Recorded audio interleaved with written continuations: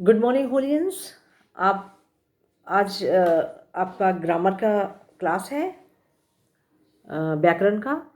तो आप अपने मेरी हिंदी व्याकरण किताब को निकालें और पेज नंबर 55 पे देखिए, चैप्टर नंबर 15 पे मुहावरे, इडियम्स।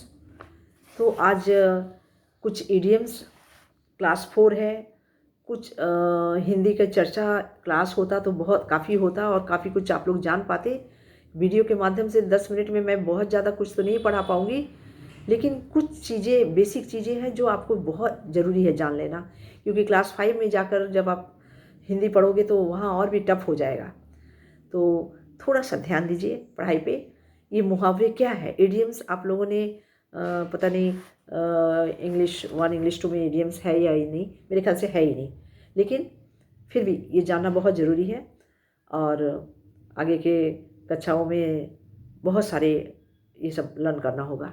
तो ये इडियम्स क्या है? मुहावरे जो वह वाक्यांश है जो विशिष्ट अर्थ को प्रकट करते हैं, समझकर कुछ और अर्थ को प्रकट करते हैं, और वो अर्थ विशिष्ट होता है। जैसे हम लोग क्या बोलते हैं, कोई बच्चा बहुत बदमाशी शैतानी करता रहता है, हम लोग बोलते हैं आसमान सिर पर उठा रखे हो, बोलते हैं कि नहीं? तो आसमान सिर पर उठाना, इसका अर्थ क्या है? अर्थ है बहुत शोर करना। अब अगर आपको इस आसमान सिर पर उठाना का अर्थ नहीं पता होगा, तो अगर आपको दे दिया जाए मेक सेंटेंस, वाक्य बनाओ, तो कैसे बनाओगे?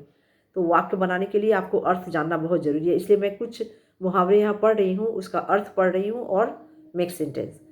तो इसी तरह आप लोग भी पढ़ने की कोशिश कीजिएगा और लर्न करने की। आसमान सिर पर उठाना मतलब बहुत शोर करना। अध्यापिका के जाते ही विद्यार्थियों ने आसमान सिर पर उठा लिया। या तुम लोग कुछ और भी छोटे में लिख सकते हो कि मम्मी के नानी घर चले जाने के कारण घर के बच्चों ने घर के बच्चों ने आसमान सिर पर उठा लिया। ऐसा तो तुम लोग करते ही रहते हो। अब अध्यापिका और विद्यार्थियों, ये सब वर्ड लिखने के लिए लेकिन स्पेलिंग मिस्टेक होने का बहुत चांस है, इसे ध्यान से अध्यापिका और विद्यार्थियों देखना। नंबर 2, आकाश से बातें करना। अब आकाश से कोई बातें तो कर नहीं सकता है, मतलब बहुत ऊंचा होना, बहुत ऊंचा। जैसे कुतुब मीनार के अलावा अब और कई इमारतें भी आकाश से बातें करती हैं, और हमारे कलकत्ता में भी आजकल बहुत ऊंची ऊंची इमारतें हैं। तो ये सब बोल सकते हो कि क्या है वो जगह, सॉल्ट लेक। सॉल्ट लेक की कई इमारतें भी आकाश से बातें करती हैं। सॉल्ट लेक में के कई इमारतें आकाश से बातें करती हुई महसूस होती है। तो ऐसा कुछ भी लिख सकते हो, लेकिन अर्थ जानना जरूरी है। बहुत ऊंचा होना, आकाश से बातें करना मतलब बहुत ऊंचा होना। आंखें खुलना मतलब होश आना। ग्रामीण व्यक्तियों की भी आंखें खुल गई, इसलिए अब वे नेताओं की बातों में नहीं आते हैं। आंखें खुलना मतलब होश आना। यस। मेरे एक दोस्त का नाम भी दे सकते हो।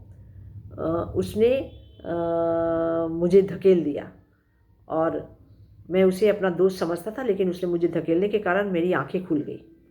ऐसा कुछ भी लिख सकते हो।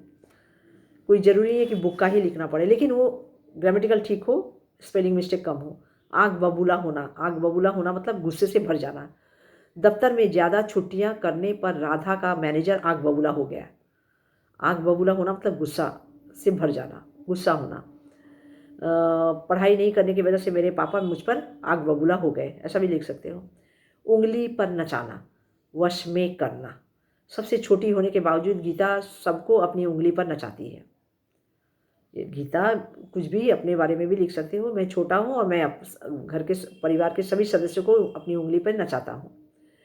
ईंट से ईंट बजाना, नष्ट कर देना। हमारे स्कूल की टीम ने पिछले साल की विजेता टीम की ईंट से ईंट बजा दी। ये काफ़ी अच्छा मेक सेंटेंस है। इसको इसी तरह रहने दो, इसे बिगाड़ो मत और ऐसे ही लर्न करो।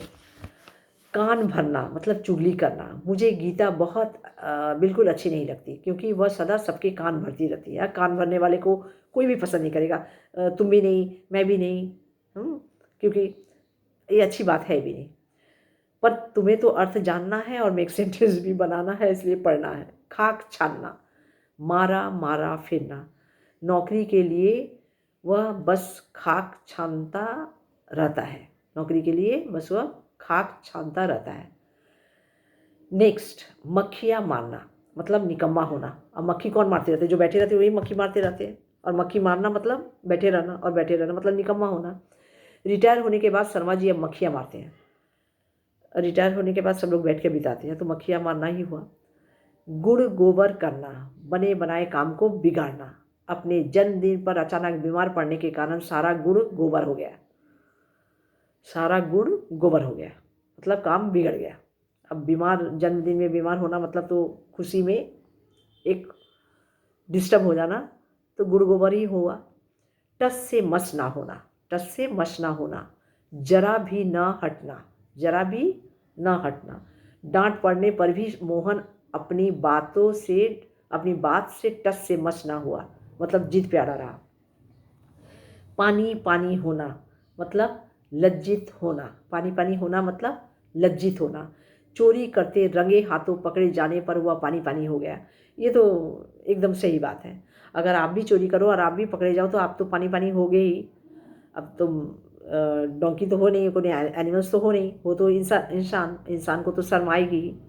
तो कोई भी चोरी करते हुए पकड़ा जाए तो पानी पानी ही होगा मतलब शर्म, लज्जित होगा, शर्म से झुकेगा। मजा किरकिरा होना, मजा किरकिरा होना मतलब आनंद में विघ्न पड़ना। बारिश ने हमारे सारे प्रोग्राम का मजा किरकिरा कर दिया। बारिश ने हमारे सारे प्रोग्राम का मजा किरकिरा कर दिया। अब ये बात तो है, सपोज़ तुम कहीं पिकनिक मनाने गए हो, किसी मैदान में बैठ के वहाँ खा रहे हो, म्यूज़िक चला रहे हो, नाच रहे हो, गा रहे हो, और ऐसे में अगर बारिश हो जाए तो मज़ा किरकिरा होगा ही ना, आनंद में विघ्न तो पड़ ही गया। तो और यहाँ पे जितने सारे मुहावरे हैं इसको पढ़ो, रीडिंग पहले पढ़ो, क्योंकि रीडिंग नहीं पढ़ पाओगे तो समझ में भी नहीं आएगा कि इसका अर्थ क्या है, और अर्थ नहीं समझोगे तो मेक सेंटेंस कभी कर ही नहीं पाओगे। इसलिए अर्थ को समझना बहुत ज़रूरी है, पढ़ना बहुत ज़रूरी है, और उसके बाद मेक सेंटेंस कीजिए। और हमेशा कोशिश कीजिए मेक सेंटेंस लिखने में ऐसा कुछ भी मत लिखिए जिससे स्पेलिंग गलती हो जाए और मैं मार्क्स काट लूँ। तो इसको पढ़िए और इन्जॉय कीजिए, और फिर मैं अपनी नेक्स्ट क्लास में कुछ और पढ़ाऊँगी। तो तब तक के लिए बाय, सी यू।